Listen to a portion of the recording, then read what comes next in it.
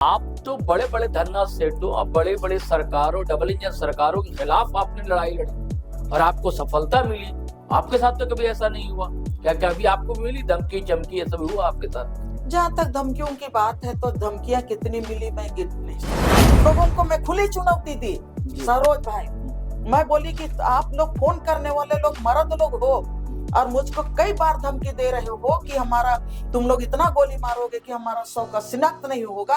अगर आप माँ का पेट से पैदा हुए हैं तो मैं भी दयामनी बारला माँ का पेट से पैदा हुई हूँ, गोली चला के दिखा दो। क्योंकि कैसा जगह पे था पहले आप लोग जानते हैं, एक तरफ कौन संगठन एक तरफ कौन संगठन, उनके बीच में मैं उनके मध्य में मैं लड़ती थी। जो आज भी चुटिया थाना के केस डायरी में आप पाएंगे, तोरपा थाना के केस डायरी में पाएंगे, आप रनिया थाना के केस डायरी में पाएंगे। और उन्होंने 16 पेज का 16 नहीं 32 पेज का एक दस्तावेज निकाला। उसमें ऑलरेडी कहा बनचल ही क्यों। हम लोग नारा लगाते थे कैसे लोग झारखंड लड़के लेंगे झारखंड। अब उस समय मन में आता था कि हमारा झारखंड कैसा हो।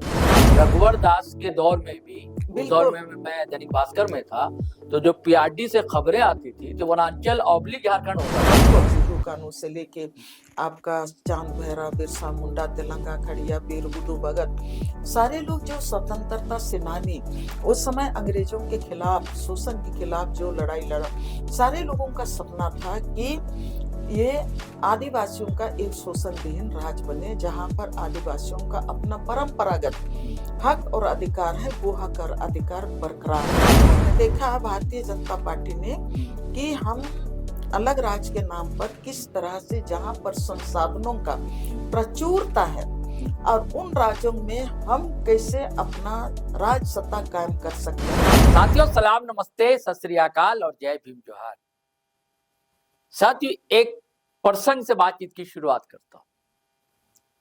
उर्दू के एक शायर हुए असरारुल हक, जिन्हें मजाज लखनऊ के नाम से सारी दुनिया जानती है। हम रांची में बैठकर ये संवाद कर रहे हैं, और रांची में ही है कांके, जहां मनोरोगियों के लिए एक बड़ा अस्पताल है, बहुत मशहूर है दोस्तों। मुहावरा ही है, क्या कांके जाओगे क्या? रांची नहीं गए तुम? जाना चाहिए रांची। आगरे की चर्चा बाद में होती है। तो मजाज लखनवी भी जब बीमार पड़े, विक्षिप्तता आई, तो दाखिल किए गए। और यह किस्सा दरअसल हिंदी के बड़े आलोचक है, जिन्हें मैं सभ्यता समीक्षक कहता हूं, डॉक्टर विभूषण ने एक लेख में जिक्र किया है इसका। तो पंडित जवाहरलाल नेहरू प्राइम मिनिस्टर थे, प्रधानमंत्री थे, उनका रांची दौरा हुआ। और जब उन्हें पता लगा कि मजाज लखनवी यही कांके में है, तो वो मिलने के लिए गए। और उन्होंने कहा कि मैं प्रधानमंत्री हूं देश का। तो मजाज ने कहा कि यहाँ आने से पहले मैं भी यही कहता था। ये चर्चा इसलिए कर रहा हूं कि उनका एक बड़ा क्रांतिकारी शेर है दोस्तों। तेरे माथे पर ये आंचल बहुत तो खूब है, लेकिन तेरे माथे पर ये आंचल बहुत तो खूब है, लेकिन अगर इस आंचल से तू एक परचम बना लेती तो अच्छा था। यह क्रांतिकारी शेर इतना ख्यात मशहूर हुआ पूरी दुनिया में दोस्तों, कि जहां भी क्रांति और विद्रोह की बात आई और स्त्री शक्ति ने उस मशाल को थामा, तो उसके जहन में यह शेर मजाज लखनवी का गूंज रहा होगा। तो आप फ्रेम में जो देख रहे हैं हमारे बीच, वैसे ही शख्सियत है, वैसे ही शक्ति है, जिन्होंने अपने आंचल को परचम बना लिया और झारखंड के जो बुनियादी सवाल थे, जल, जंगल, जमीन, उसके लिए लड़ी भिड़ी संघर्ष किया। बड़े बड़े आंदोलन, कोयल कारो हो या मित्तल जैसे उद्योगपति, उनको यहां से रफू चक्कर करवाना हो, नेत्रहाट फायरिंग रेंज का, और भी कई आंदोलन, पलामू की बात हो, संथाल की हो, खूंटी की हो, हर जगह मैं बात कर रहा हूं जो आप फ्रेम में देख रहे हैं, दयामनी बारला, जिसे दुनिया जो है आयरन लेडी के नाम से जानती है, मानती है। मैं बातचीत करने इसलिए बैठा हूं दोस्तों कि खूंटी में जो इनका इलाका भी रहा है, वहां से एक समय चुनाव भी लड़ी। सोमा मुंडा जो 22 गांव के पढ़ा राजा थे, उनकी सरेशाम जान ले ली जाती है। यह सिलसिला थम नहीं रहा है दोस्तों। मॉब लिंचिंग की घटनाएं बहुत हुई, झारखंड सबसे अधिक हुई है देश में, जिसमें अगर माइनॉरिटी के लोग अकारण मारे गए भीड़ के द्वारा, तो उनमें आदिवासियों की भी तादाद कम नहीं है। और उसके बाद इधर के वर्षों में हम अगर उंगली पर नाम याद करें अगर, तो रूपा तिर्की से लेकर उनकी भी संदिग्ध मौत हुई। अब तक पूरी तरह चीजें साफ नहीं है, धुंधली है। रूपा तिर्की हो, चाहे सुभाष मुंडा हो, सुर सिंह हासदा हो, और ये अभी सोमा मुंडा। तो ऐसा क्यों हो रहा है? क्या ये टारगेट किलिंग है? क्यों जो भी आवाज उठाता है जल जंगल जमीन के लिए, उसकी परिणति क्या यही होनी है? क्या झारखंड इसीलिए बना था? क्या झारखंड बना क्यों? इसलिए बना ना कि जल जंगल जमीन और जो झारखंडियत है, आदिवासियत है, जो संस्कृति है, परंपरा है, उसी के साथ जो जीते आए हैं वर्षों से आदिवासियत है, उसके लिए तो हुआ था। लेकिन ये क्या हो रहा है? मैं दयामनी जी से इसलिए बात करने बैठा हूं कि लंबा समय जिंदगी का इन्होंने दिया है, ऊर्जा खपाई है, संघर्षों में इनके दिन बीतते हैं। इनसे हम जानेंगे कि ऐसी क्या नौबत आ गई सुभाष मुंडा की हत्या या और भी जो हत्याएं हो रही हैं, क्या अभी ऐसा हो रहा है या पहले भी ऐसा कुछ था? दयामनी जी, पहले तो जोहार, आपका स्वागत है। जो मैंने बात रख दी, इस पर आप विचार जानना चाहता हूँ। सरोज भाई, मैं आपको, आपकी टीम को मैं धन्यवाद देना चाहती हूँ, जीटी रोड को जी, कि आपने जो सवाल उठाए,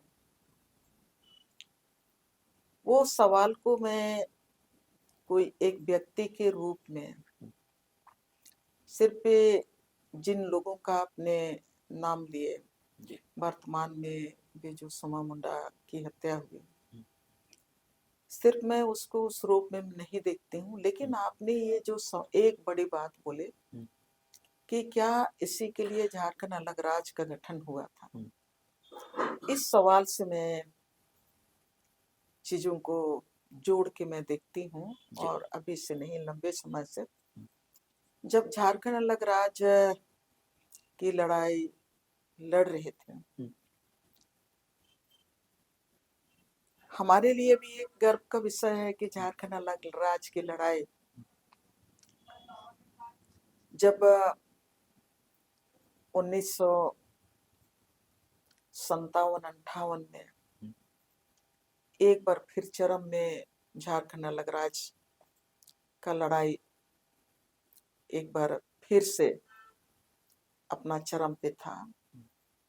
ये 57-58 में, तब तो जयपाल सिंह मुंडा का दौर, 98। अच्छा 98, 97-98, हाँ, ये गुरु जी के दौर की बात कर, गुरु जी के दौर की बात है। और ये वो दौर था जब झारखंड अलग राज्य की लड़ाई यहाँ उस समय, अभी का आजसू नहीं, लेकिन उस समय का आजसू, वो जब ऑल झारखंड स्टूडेंट यूनियन हुआ करता था, सुर सिंह बेसरा, प्रभाकर तिर्की, ये सब लोग होते थे। उस समय का जो आंदोलन को मैं, उस समय में संयोग ऐसा रहा कि मैं रामदयाल सिंह मुंडा थे। हाँ, मैं कॉलेज में थी जी। तो आजसू के साथ उस समय उस तरह से मैं नहीं आ पाई थी जी। लेकिन 98 का जो आंदोलन था, उस आंदोलन को मैं बहुत करीब से देखी, उसमें शामिल भी हुई, जो 3 दिन बंद भी रहा झारखंड। तब तक मैं प्रभात खबर में लिखा करती थी और फैसल, अनुराग, अदा और बासुई सबके साथ हम लोग एक पत्रिका भी निकालना शुरू किए थे, जनहक पत्रिका। तो आप लोग जनसत्ता में भी लिखा करती थी। एक जन आंदोलन के साथ रहते हुए, सामाजिक आंदोलन के साथ रहते हुए, अखबारी दुनिया में भी मैं जब कदम रखी थी, तब ये आंदोलन 98 में जब चरम पे था, तब हम लोग नारा लगाते थे, कैसे लोग झारखंड लड़के लेंगे झारखंड। अब उस समय मन में आता था कि हमारा झारखंड कैसा होगा। हम लोग महिला संगठन भी चलाते थे। महिलाएं हम लोग तर्क वितर्क करते थे कि हमारा झारखंड कैसा होगा, झारखंड का हमारा अलग राज्य बनने के बाद महिलाओं की स्थिति क्या होगी, तब क्या उस समय भी महिलाओं के ऊपर में हिंसा होगा, उस समय भी महिलाओं के ऊपर में जुल्म होगा, या तो एक अमूमन जो जुल्म हो रहा है क्या वो जुल्म उस समय भी होगा। लेकिन हम लोग उस समय अपने को संत्वना देते थे, या तो हम लोग चर्चा में जो हम लोग बात करते थे हमारा झारखंड अलग राज्य, अभी का जो एकीकृत बिहार में जो व्यवस्था है उस व्यवस्था से उस समय का हमारा झारखंड अलग राज्य का व्यवस्था अलग होगा, और वो व्यवस्था होगा यहाँ का। इसलिए कि मैं 1995 से कोयलकारो आंदोलन में मैं जहाँ पर हमारे राजा स्वर्गीय पोलिस गुड़िया और सोमा मुंडा के नेतृत्व में कोयलकारो जन संगठन अपनी लड़ाई लड़ रहा था। 200 सोमा मुंडा उसमें थे? गांव का, हाँ अच्छा, उस समय भी थे, अभी भी हैं। जी। तो एक सोमा मुंडा जो आपका कोयलकारो जन अच्छा, वो संगठन अलग के है। जो अध्यक्ष, वो अलग अच्छा, है। जी। तब उस लड़ाई में भी गए जहां पर 256 गांव को बचाने की लड़ाई कोयलकारो जन संगठन लड़ रही थी। उस समय पॉलिटिकल पार्टी में नीरल एन मोरो का झारखंड पार्टी था, जो पूरी तरह से कोयलकारो परियोजना के खिलाफ जो आंदोलन चल रहा था उस आंदोलन को उन्होंने सब समर्थन किया कि हम सबको अगर जमीन देने के लिए तैयार होंगे, लेकिन विस्थापन के खिलाफ हम अकेले व्यक्ति होके भी हम लड़ेंगे, लेकिन कोयलकारो परियोजना का विस्थापन के खिलाफ हम लड़ेंगे। वो सब ऐसे थे। तो उस समय जो सपना हम लोगों का था कि ये जो अलग राज्य बनेगा वो शोषण मुक्त राज्य बनेगा, आदिवासियों का जंगल नहीं लुटाएगा, जमीन नहीं लुटाएंगे, किसानों के साथ कोई अन्याय नहीं होगा, महिलाओं के साथ कोई अन्याय नहीं होगा, आदिवासी दलित हर जाति और समुदाय उस समय सुरक्षित रहेंगे। और जो न्याय व्यवस्था है उस न्याय व्यवस्था में भी वो जिस जस्टिस की बात हम लोग करते हैं, न्याय की बात करते हैं, वो न्यायपूर्ण राज बनेगा और ये हिंसा मुक्त राज बनेगा। उस समय भी हम लोग यही बात करते थे, सपना हम लोग का था। लेकिन जो आपने जो सवाल किया अभी, उसमें मैं ये कहना चाहूंगी कि झारखंड अलग राज्य का जो झारखंड अलग राज्य के लिए आजसू भी लड़ाई लड़ा, जितने भी यहाँ पर झारखंड अलग राज्य की का मांग को, तो हम एक आदिवासी स्वशासन का मांग की बात करेंगे तो सिद्धू कानून से लेके आपका चांद भैरव, बिरसा मुंडा, तेलंगा खड़िया, वीर बुद्धू भगत, सारे लोग जो स्वतंत्रता सेनानी उस समय अंग्रेजों के खिलाफ, शोषण के खिलाफ जो लड़ाई लड़ा, सारे लोगों का सपना था कि ये आदिवासियों का एक शोषण विहीन राज्य बने, जहां पर आदिवासियों का अपना परंपरागत हक और अधिकार है, वो हक और अधिकार बरकरार रहे। वहीं से आपका जयपाल सिंह मुंडा, आपका एके राय और आपका ये जो हम लोगों का दिसुम गुरु, और दिसुम गुरु के साथ ये क्या महतो, विनोद बिहारी महतो, सारे लोग थे। और उसके बाद आपका एनी होरो साहब, सब कोई थे, आरसू सब कोई था, बाद में हम लोग भी आए।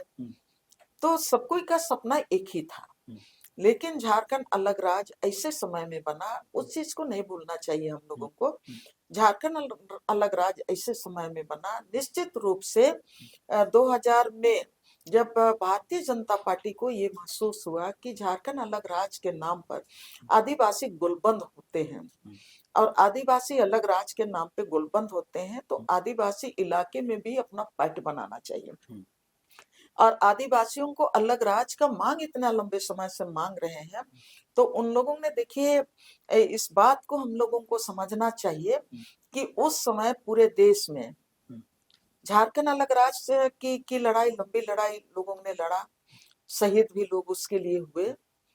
और लेकिन बाकी जो देश के और 2 राज्य हैं, जैसे छत्तीसगढ़ की बात करेंगे या तो उत्तरांचल की बात करेंगे, उसमें उत्तरांचल की मान लोग उस तरह से लड़ाई कभी नहीं लड़ा। और छत्तीसगढ़ में भी नहीं लड़ा, छत्तीसगढ़ गढ़ में भी लोगों ने जबकि लड़ाई नहीं लड़ा। छत्तीसगढ़ में आदिवासियों की हाँ। आबादी झारखंड से अधिक है। अधिक है, लेकिन छत्तीसगढ़ में भी आदिवासियों ने वहां का अलग राज्य की लड़ाई नहीं लड़ा। नहीं लड़ा। लेकिन इस बात को समझना चाहिए कि भारतीय जनता पार्टी छत्तीसगढ़ में अपर क्लास लड़ रहा था, अलग बिल्कुल छत्तीसगढ़ की लड़ाई। बिल्कुल, लेकिन उस समय हम लोगों ने देखा भारतीय जनता पार्टी ने कि हम अलग राज्य के नाम पर किस तरह से, जहां पर संसाधनों का प्रचुरता है और उन राज्यों में हम कैसे अपना राज सत्ता कायम कर सकते हैं, तो वहां पर उस समय आपका 2098 के बाद 98 का लड़ाई में हम लोग सारे लोग आदिवासी मूलवासी और सामाजिक संगठन सारे लोग यहाँ पर एक बार फिर पिक में आया, मैं बोली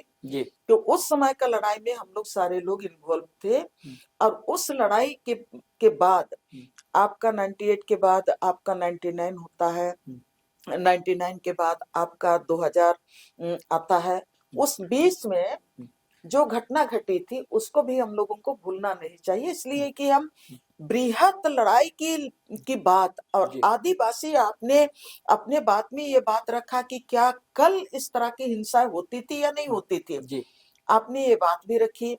और अलग राज्य बनने के बाद ये तमाम चीजें हो रही हैं, तो उसमें भी हम लोगों को जाना चाहिए कि ये कड़ी कहाँ सबसे जुड़ी हुई है, इसको भी हम लोगों को समझना चाहिए कि जब आपका 98 के बाद 99 में यहाँ पर लड़ी गई भारतीय जनता पार्टी ने 3 राज्यों को बनाने के पहले, अलग राज्य का दर्जा देने के पहले इन्होंने झारखंड के लिए वनांचल देने की बात की थी।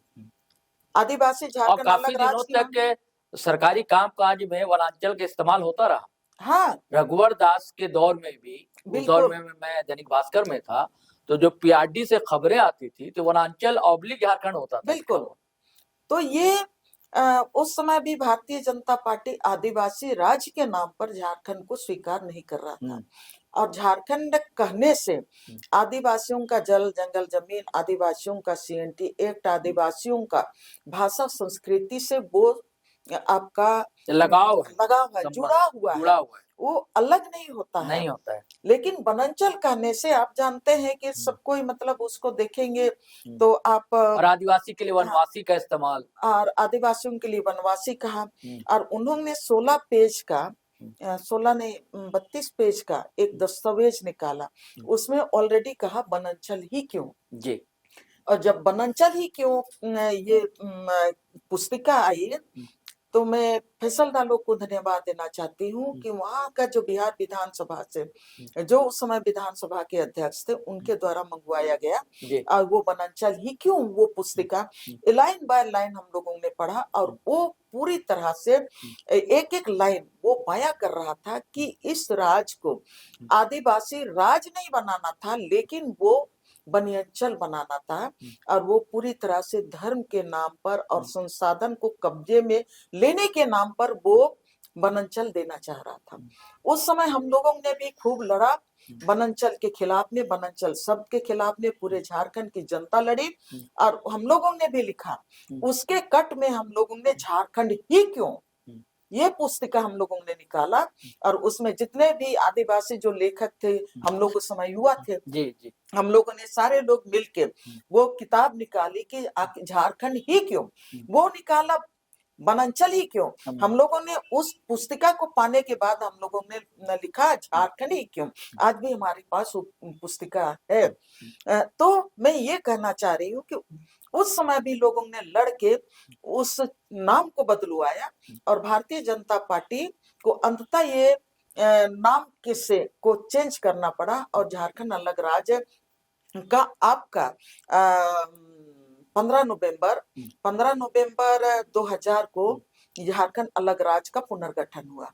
और जब पुनर्गठन करने के बाद झारखंड अलग राज्य का पहला मुख्यमंत्री के रूप में बाबूलाल मरांडी को लाया गया। और याद कीजिए सबको, इसलिए कि इस राज्य की जनता को सब कुछ समझ में आना चाहिए।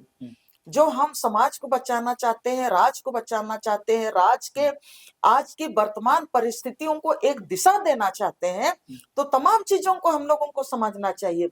जब यहाँ पर मुख्यमंत्री का शपथ ग्रहण हुआ तो 15 नवंबर को आधी रात को शपथ ग्रहण समारोह हुआ। एनुहुरो जैसे लोगों को नहीं बुलाया गया, जो लगातार झारखंड के लिए भीष्म पितामह के नाम से जाने जाते थे। झारखंड अलग राज्य की लड़ाई लोगों ने लड़ा, उसमें उन लोगों को बुलाया नहीं गया। उसी समय से सारे लोग बोलते थे कि आखिर ये झारखंड अलग राज्य किन के लिए बन रहा है। उस समय तो वो भी होंगे ना, बाबुन सुगरई, क्या नाम था, सब कोई थे। बागुन सुगरई सब कोई थे। लेकिन उसी समय से सब कोई बोल रहे थे कि अंधेरी रात में झारखंड अलग राज्य का पुनर्गठन तो हुआ और शपथ ग्रहण समारोह भी हुआ, झारखंड का राजपाट भी संभालने के लिए लोग आ गए। उसके बाद आप देखेंगे पहला जो यहाँ पर घटना घटती है, जो आपने आदिवासी और मॉब लिंचिंग की बात की, यहाँ पर हम लोगों ने पहला लाठी मैंने भी खाया। 15 नवंबर 2000 को आपका झारखंड अलग राज्य बना। 6 दिसंबर 2000 को ही यहाँ पर फैशन शो के लिए, यहाँ पर उस समय अशोका होटल बहुत बड़ा होटल हुआ करता था डुरंडा में, इसलिए कि इस तरह का अपार्टमेंट कहीं पर भी नहीं था। सबसे बड़ा मैंने होटल वही था। वहां पर फैशन शो 6 दिसंबर को होने वाला था। हम लोगों ने कहा कि नहीं, यहाँ पर अड्डानी, उस समय तो अड्डानी अंबानी का नाम नहीं जानते थे, लेकिन हम लोग बोलते थे कि ये कॉस्मेटिक सामान बेचने के लिए झारखंड अलग राज्य का मांग नहीं किया गया था। लेकिन यहाँ पर फैशन शो का मतलब है कि तमाम कंपनियां अपना सामान बेचने के लिए यहाँ पर आने वाली हैं, और इसीलिए यहाँ पर झारखंड में फैशन शो किया जा रहा है। हम लोगों ने उसका विरोध किया। तो हम लोग महिला, कुछ ही महिला थे, कुछ युवा हम लोगों के साथ थे। हम लोगों को पुलिस ने खूब पीटा। हम लोगों ने पहला लाठी हम लोगों ने खाया, और पहला जेल हम लोगों को खूंटी थाना में, हाजत में हम लोगों को बंद किया। 6 दिसंबर को, 6 दिसंबर 2000 को हम लोगों ने फैशन शो का विरोध किए थे। और उस समय से हम लोगों के दिमाग में था कि झारखंड को जितने भी पूंजीपति लोग इस राज को अपने कब्जा में लेना चाहते हैं, यहाँ के संसाधन को अपना हाथ में लेना चाहते हैं, ये दिमाग में बात आई थी कि कहीं इसीलिए तो अलग नहीं किया गया। हाँ, हम लोग समझ गए थे, इसीलिए अपना राज। देखिए, वनांचल की बात हुई थी, तब से हम लोगों का दिमाग में बैठ गया था कि ये यहाँ के आदिवासियों का, दलितों का, यहाँ के पीड़ित लोगों का और यहाँ के शोषित वंचितों को राज दर्जा तो मिला है, लेकिन अधिकार नहीं मिलेगा, ये पहले से संशय में था। उसके बाद देखिए आप 2 फरवरी 2001 को, 2 फरवरी 2001 को पूरे वर्ल्ड में जो परचम लहरा चुका था कोयल कारो परियोजना के खिलाफ में, जहां पर 256 गांव डूबने वाले थे, तब तक 2000 तक लड़ाई लड़ के परियोजना को रोक के रखा था, विस्थापन होने से रोका था। आपका वहां पर 55,000 एकड़ एग्रीकल्चर लैंड पानी के डैम में डूब जाता। आपका वहां पर 27,000 एकड़ आपका जंगल पानी में डूब जाता, और हजारों हजार सरना और ससंदरी मसना आदिवासियों का हर चीज वहां पर डूब जाता। उसके खिलाफ में लड़ाई लड़ा, लेकिन वो भारतीय जनता पार्टी ने वो टारगेट किया कि आदिवासियों का ताकत को, मूलवासियों का ताकत को, जो जल जंगल जमीन के लिए लड़ता है, उस ताकत को कैसे कमजोर किया जाए। तो बहुत साजिश के तहत 2001 में जहां पर हमारे लोगों ने नो एंट्री गेट लगाया था, तपकारा ओपी के अंतर्गत में आपका डेरांग में, वहां पर उग्रवादियों को खोजने जा रहे हैं बोल के आपका रनिया थाना और आपका तपकारा ओपी दोनों थाना प्रभारी गए उस उधर, और नो एंट्री के गेट को हटाया। हमारे जो कोयलकारो आंदोलन के साथी जिन्होंने देखा, विरोध किया, अमृत गुड़िया, उनको कई लाठी और बंदूक के कुंदों से उसी समय मारा। 2 फरवरी 2001 को जब इसका विरोध और वो जो नो एंट्री गेट था उसको थाना वाले लोग उठा के लेके आए, कोयलकारो जन संगठन ने रातों रात डिसीजन लिया और बोला कि कल तपकारा ओपी को घेरेंगे। तपकारा ओपी को घेरने के लिए आया। तपकारा ओपी को घेरने के लिए आया तो हुआ क्या, दूसरा दिन दूसरा दिन जो उन्होंने कोयल कारो जनसंगठन ने मांग किया था कि हमारा नो एंट्री गेट को आप उखाड़ के लाए हैं, बेइज्जत उसको आंदोलन का प्रतीक है, उसको आप नो एंट्री गेट को लगा दीजिए। अमृत गुड़िया को आपने पीटा है, कुंदों से घायल हुआ है, उसका आप इलाज कीजिए, मुआवजा दीजिए, और जो दोषी मतलब पुलिस अधिकारी हैं उन पर आप कार्रवाई कीजिए, और यहाँ का थाना प्रभारी को आप यहाँ से हटाइए, और कोयल कारो परियोजना को आप माने हमेशा के लिए रद्द करने का आपसे मांग करते हैं। लेकिन ये मांग तो पूरा नहीं हुआ। पुलिस ने वो वहां उस समय फायरिंग किया तो वहां पर 8 लोग शहीद हुए। 2 फरवरी 2001 को ओपी के सामने उसमें से 7 आदिवासी थे, एक है आपका जमाल खान।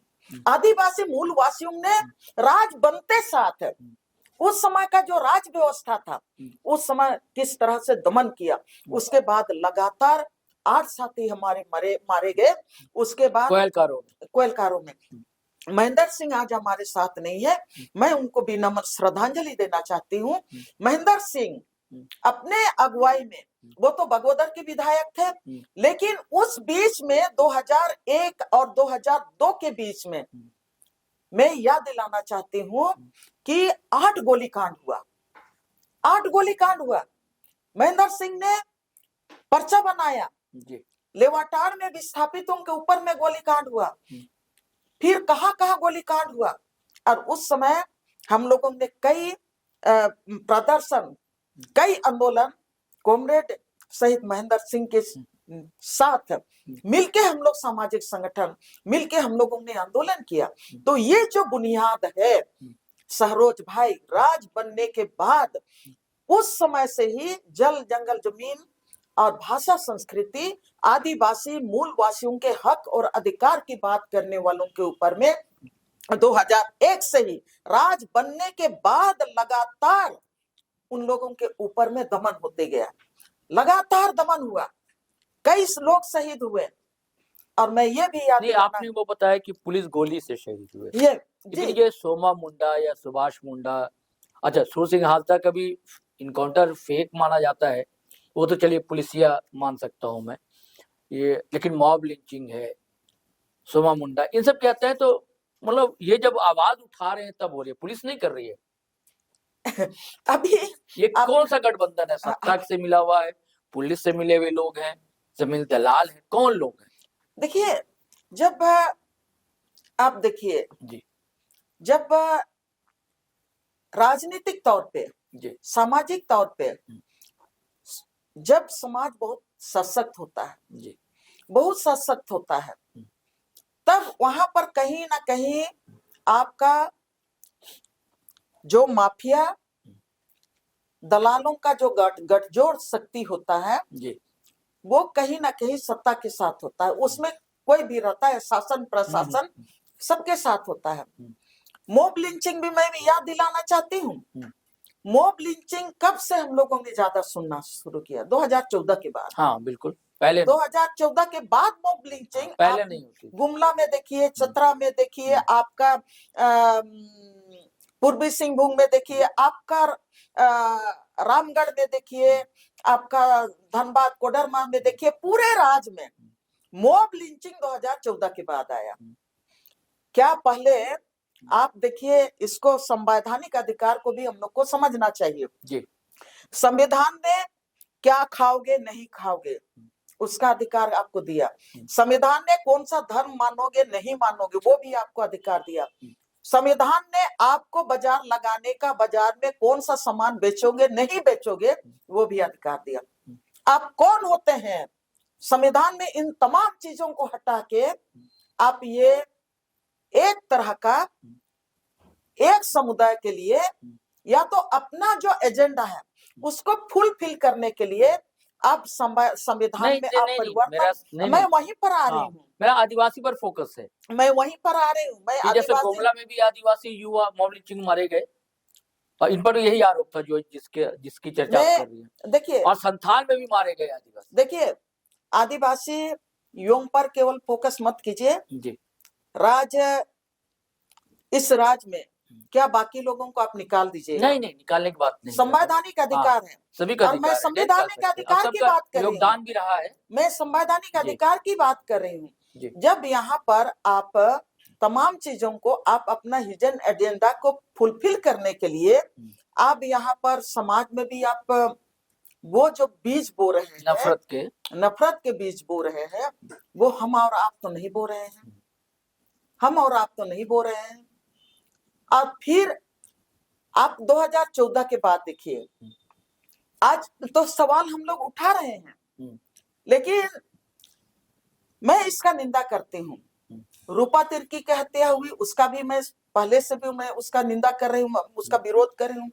या तो सुभाष चंद्र मुंडा की जो हत्या हुई उसका भी मैं विरोध करती हूँ, उसका भी निंदा करती हूँ। या तो सूर्या हंसदा की जो सोमा मुंडा में क्या लगता है आपको? मैं ये कहना चाहती हूँ कि आज परिस्थिति इस तरह से बनाया गया।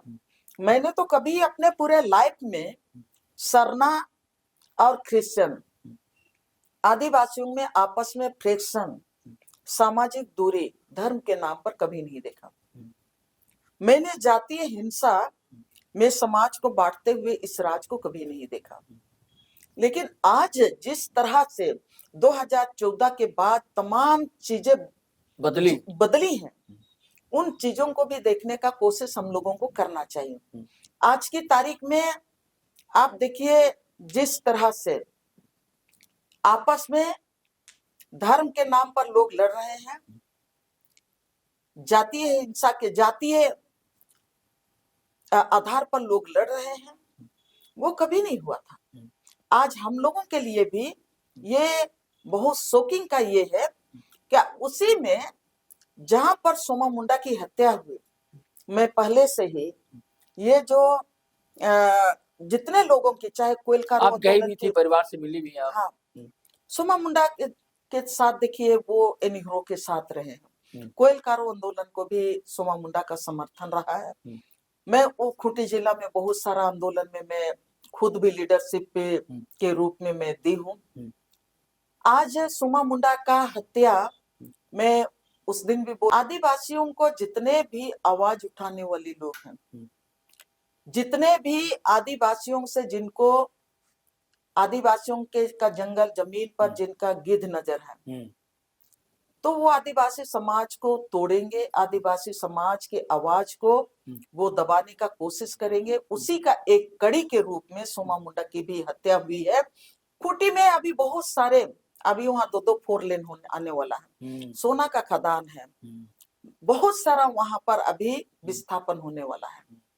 सबको एक कड़ी में जोड़ते हुए हम लोग देख रहे हैं कि माफिया गठजोड़ों का, उसमें पूंजीपति भी है, सारे लोग हैं, सबको मिलके आवाज को दबाने का कोशिश करते हैं। और उसी कड़ी में सोमा मुंडा की भी कहीं ना कहीं हत्या हुई है, जो आदिवासी समाज के लिए, सिर्फ मुंडा समाज के लिए नहीं, लेकिन पूरे झारखंड के आदिवासी समाज के लिए, मूलवासी समाज के लिए, सभी समाज के लिए जो आज की तारीख में अपने हक और अधिकार के लिए लड़ रहा है, संगठित होने के लिए आज की तारीख में चुनौतियों का सामना कर रहा है, सबके लिए ये चिंता का विषय है। सवाल ये है दयामनी जी कि आप तो बड़े बड़े धरना सेठों और बड़े बड़े सरकारों, डबल इंजन सरकारों के खिलाफ आपने लड़ाई लड़ी और आपको सफलता मिली। आपके साथ तो कभी ऐसा नहीं हुआ क्या? कभी आपको मिली धमकी चमकी, ये सब हुआ आपके साथ? जहां तक धमकियों की बात है तो धमकियां कितनी मिली मैं गिन नहीं सकती। अच्छा। हाँ, कुछ धमकियां जो आज भी चुटिया थाना के केस डायरी में आप पाएंगे, तोरपा थाना के केस डायरी में पाएंगे, आप रनिया थाना के केस डायरी में पाएंगे। वो फोन नंबर आपको मिलेगा, उनका जो अंकित किया हुआ मिलेगा कि मुझको इस नंबर से जान से मारने की धमकी दी गई है।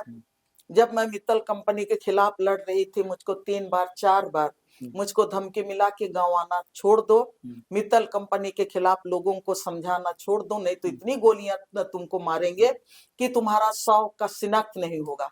मैं हंसते हुए बोली कि आपको जो काम करना है आप काम करो, लेकिन गांव वालों को मैं नहीं छोड़ सकती हूँ। और उसका गवाह हमारे साथी भी हैं। जब मुझको समझ में आया तो मैंने स्पीकर ऑन कर दिया उसके बाद हम लोग चुटिया थाना में हम लोग को केस भी दर्ज किए, 2 केस हमने तोरपा थाना में दर्ज किया। मुझको इतना भी लोगों ने कहा कई बार धमकियों में कि हम लोग आखिरी अल्टीमेटम दे रहे हैं कि तुम गांव में आना नहीं छोड़ोगी अच्छा। तो तुमको मतलब पब्लिक के बीच में उठा लेंगे। मैं आज तक भी जिंदा हूं, मैंने ये बात कहा, उन लोगों को मैं खुली चुनौती दी, सरोज भाई, मैं बोली कि आप लोग फोन करने वाले लोग मर्द लोग हो और मुझको कई बार धमकी दे रहे हो कि हमारा तुम लोग इतना गोली मारोगे कि हमारा 100 का शिनाख्त नहीं होगा। अगर आप माँ का पेट से पैदा हुए हैं तो मैं भी दयामनी बारला माँ का पेट से पैदा हुई हूँ, गोली चला के दिखा दो। मैं गिनना चाहती हूँ कि मेरे शरीर में कितना गोलियां समा सकती हैं। आज मैं जिंदा हूँ। कोयल कारू का लड़ाई से लेके पूरा मित्तल कंपनी का लड़ाई, और वहां पर फिर खूंटी जिला में 2 डैम के खिलाफ मैंने लड़ाई लड़ी।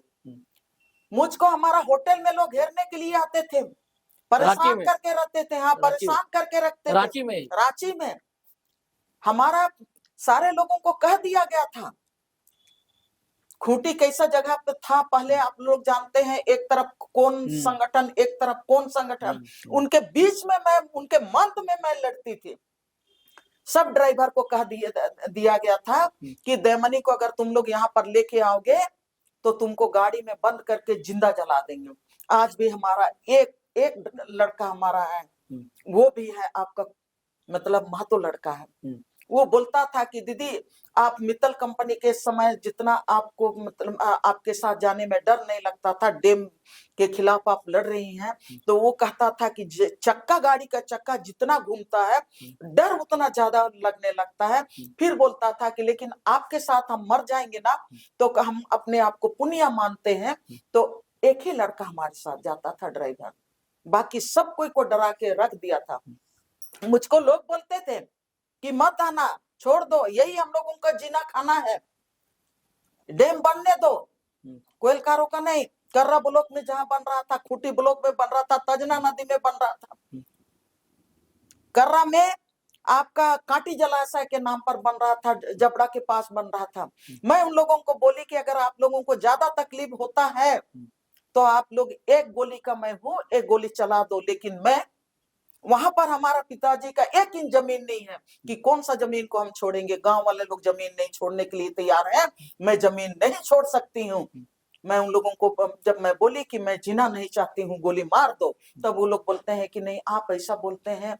तो मैं बोली कि हाँ, इसी इलाके में आप भी बंदूक टांग के घूमते हो समाज को बचाने के लिए, और मैं भी दर दर भटक रही हूँ समाज को बचाने के लिए। अगर आप और हम दोनों मिलके दावा करते हैं कि हम समाज बचाएंगे, और हम और आप मिलके अगर समाज को नहीं बचा सकते हैं, गांव को नहीं बचा सकते हैं, यहाँ का जंगल और जमीन नहीं बचा सकते हैं, तो इस धरती में जिंदा रह के क्या फायदा। सरोज भाई, लेकिन पहले तो ये था ना कि आपके साथ जनता होती थी, हाँ, इसलिए कोई हिम्मत नहीं कर सका, हाँ, धमकी देने के बाद भी। हाँ, तो क्या आज के जो अगुवा बने फिर रहे हैं, इनके साथ जनता नहीं है क्या? देखिए उस समय और अभी में अंतर है जी। उस समय के लोग, ये जो राजनीतिक परिस्थितियां बनी है ना, राजनीति में आप पहले ही मैं बोली जातीय हिंसा, जातीय राजनीति, अभी जिस तरह से आपका 23-24 में आप देख रहे हैं राज को नहीं हुआ था। ईसाई यानी कि आदिवासी में भी अब तनाव है, बटे हुए अभी तो बटे हैं, सबको को बांट के रख दे रहा है ना। अच्छा। सबको को बांट दे रहा था। हम लोग तो कभी मैंने ईसाई और सरना का लड़ाई कभी हम लोगों ने देखा नहीं था। हम लोग तो जिंदा इसलिए हैं कि आपने जो सवाल किया, जिंदा इसलिए हैं कि उस समय समाज, अगर हम उनके लिए खड़े हैं तो समाज हमारे लिए एक पैर में खड़ा रहता था, एक पैर में खड़ा रहता था। मैं यहाँ से रांची से मैं जब भी जाती थी, मुझको कहीं पर लड़का लोग मेरे साथ रहता था, किसी के पास लाठी नहीं होता था, कोई उस तरह का तामझाम नहीं, बच्चा लोग आता था। हाँ, मेरे लिए हिदायत इतने ही था कि हम रांची अगर आ रहे हैं तो रांची से गाड़ी में बैठे, चाय कहीं नहीं पीना है, कहीं पर नहीं रुकना है, घर जाना है। घर से एक रात मैं रहती थी, 365 दिन में मैं आपका 325 दिन 30 दिन तो मैं गाँव ही में रहती थी। तब भी यहाँ से मैं जाती थी, तब भी यहाँ से सीधे मैं गाँव जाती थी। और गांव जाती थी और गांव वाले लोग तय करते थे कि फला आज रात मैं किस गांव में ठहरूंगी, किस घर में आज मेरा खाना होगा, मैं खुद भी नहीं जानती थी। और वहां के जो यूथ थे उन लोगों को पता होता था कि दीदी का खाना किनके घर में आज बन रहा है। अरे हम लोग तो 1-1 बजे 2-2 बजे रात को हम लोग रनिया के जंगल में मित्तल कंपनी, तो उस इलाकों को भी लेना था ना, तो हम लोग रनिया के जंगल में हम लोग गांव में घूमते थे। हाँ, मैं सब कोई को बोलती थी, ललकार लेती थी अंदर बाहर सब कोई को, अगर आज जमीन नहीं बचेगा, जंगल नहीं बचेगा, गांव नहीं बचेगा, तो जितना भी आप ताकतवर हो, आप पूरी तरह से कल के दिन में आप बेघर हो जाओगे। हम लोग तो रांची शहर में रोड में खड़ा होके कटोरी भी से भीख मांग लेंगे, तुम का करोगे तुम। लेकिन उस वक्त जो नक्सल मूवमेंट भी चल रहा था, हाँ। तो क्या उनका भी सपोर्ट मिलता था या विरोध में होते थे वो लोग? देखिए, मेरा एक चीज ये है कि मुझको कई बार लोग बोले, मैंने सवाल किया जी लोगों से कि ये तो पैसा का खेल है, तुम पैसा तरफ जाओगे या तो लोगों के तरफ जाओगे? मैं बोले कि यहाँ तो अरे हमारे जैसा आदमी को 10-11 करोड़ फेंकने की बात लोग कर रहे थे। खरीद लो, हाँ, मार दो नहीं तो खरीद लो। लेकिन हम लोगों का ताकत इतना था ना गांव का, हमको तो गांव के लोगों को हमसे अलग करने के लिए अलग से संगठन बना के लोग देने वाले थे। हाँ, गांव के लोग इतना मजबूत थे। अच्छा। वो लोग बोले, मेरे खिलाफ में लोग बोलता था कि नहीं दयामनी तो रांची शहर में रहती है, गांव को कैसे बचाएगी, कभी भी इस आंदोलन को बेच देगी। लोगों ने कहा कि जो यहाँ पर दिन रात रहता है वो हम लोगों को नहीं बताया कि मित्तल कंपनी आपका गांव को लेके चला जाएगा, लेकिन दयामनी को जिसको कह रहे को रांची शहर में रहती है, वो आके हमको बताया, पूरा नक्शा दिया, पूरा सूची दिया कि ये तुम्हारा गांव उठेगा। उसके बाद वो हमारे लिए आंदोलन कर रही है, तमाम चुनौतियों के खिलाफ वो लड़ रही है, तो हम किनके साथ रहेंगे? हम दयामनी के साथ रहेंगे। आज भी हम हैं, गांव वाले लोग भी अभी भी हमारे साथ हैं सरोज भाई। हाँ, पैसा वहां पर पैसा लोगों को खरीद नहीं सका। गांव में जिस तरह से पहले ही बोलते थे कि जो भेड़ बकरी चराने वाले लोग, बड़े बड़े अखबार वाले लोग पूछते थे आप लोग बड़े बड़े कंपनियों से कैसे लड़िएगा? हम बोले कि कौन बड़ा है वो नहीं जानती हूँ, लेकिन जो गाय चरा रहा है, बकरी चला रहा है, जो कभी स्कूल नहीं गया है, उससे बड़ा कोई नहीं है। गांव का जमीन मालिक सबसे बड़ा है और वो लड़ाई जीतेगा।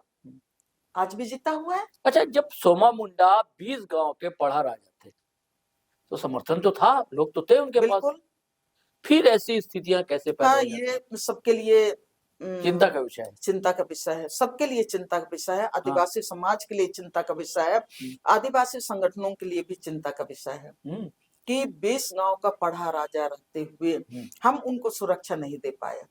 आखिर क्यों नहीं दे पाए? ये चिंता का विषय है।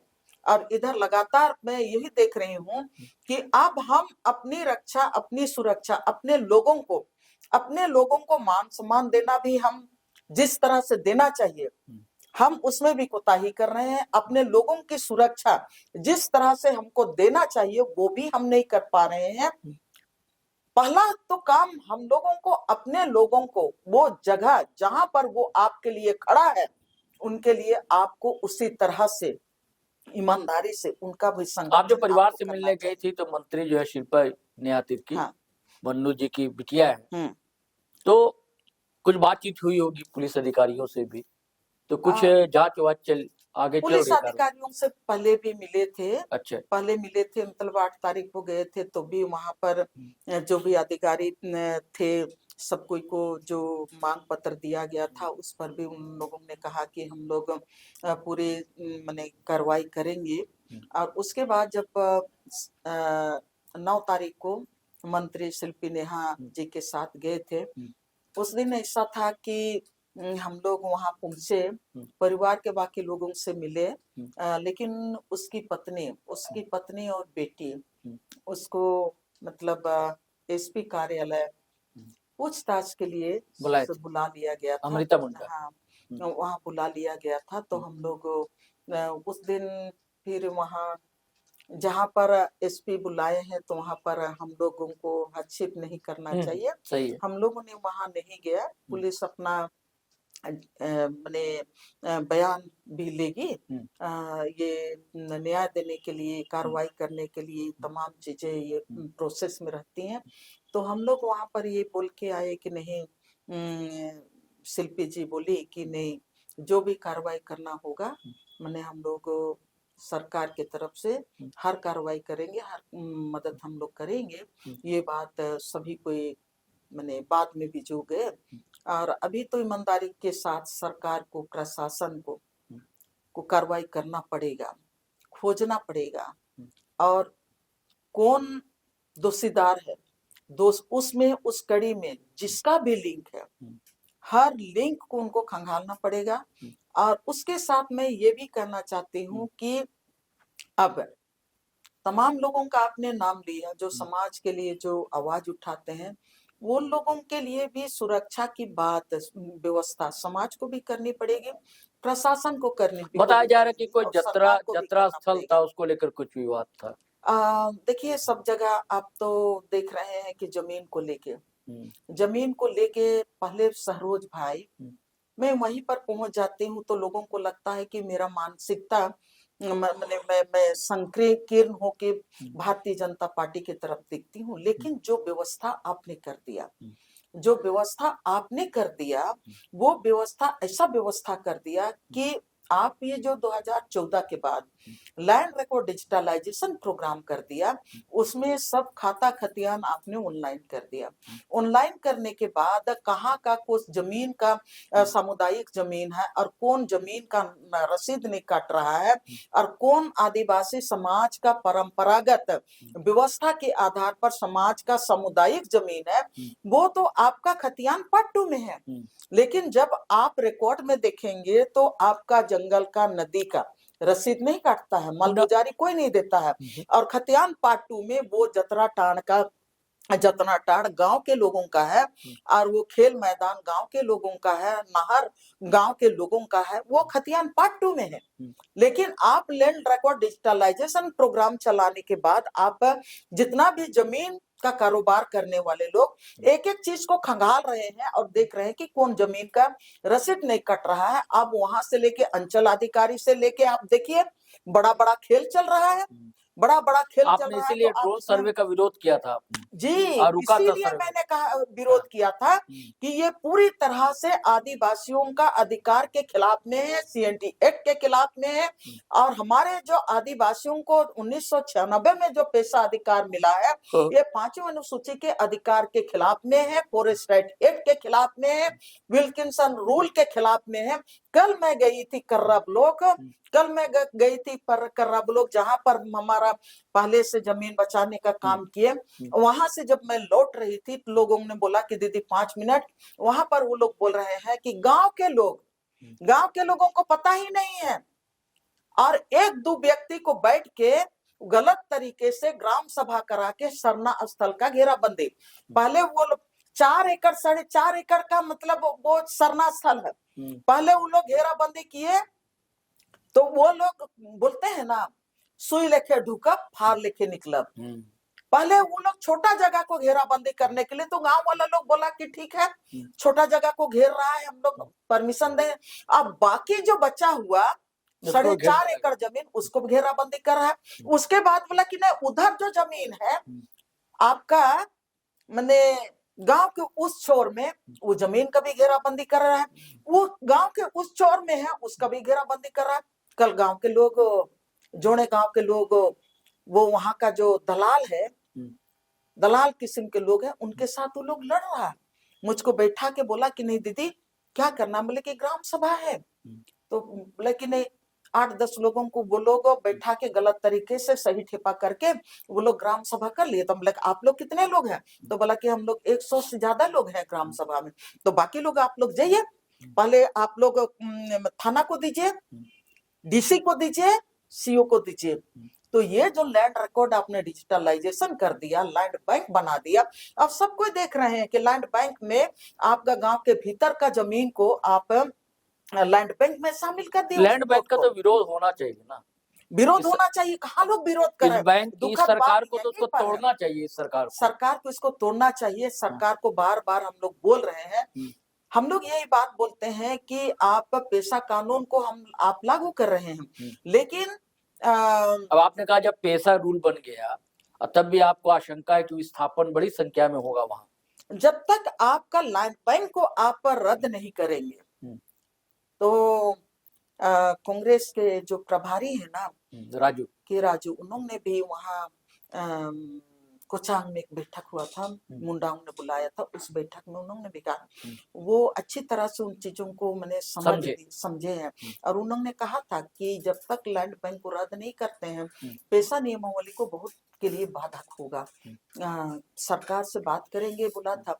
अब पेशा नियमावली आ गया है, गांव वालों को मैं आपके माध्यम से सभी लोगों को, और मैं तो लगे रहती हूँ, कल भी मैं गांव में थी, सब जगह मैं बोल रही हूँ कि लैंड बैंक को रद्द करवाना पड़ेगा, लैंड बैंक को रद्द करवाना पड़ेगा।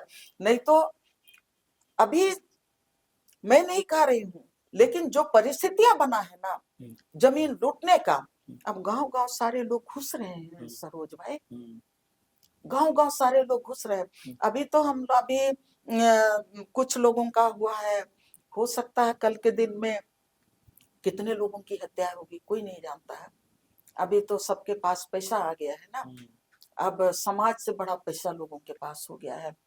तो हम लोगों को सब कोई को मैं तो सरकार से भी कहना चाहती हूँ। दयामणि जी बड़ी बात कह रही है कि अगला नंबर किसका होगा पता नहीं। जल जंगल जमीन की जो लड़ाई लड़ी जा रही है और बेकसूर और वही निशाने पर है जो लड़ते हैं भिड़ते हैं।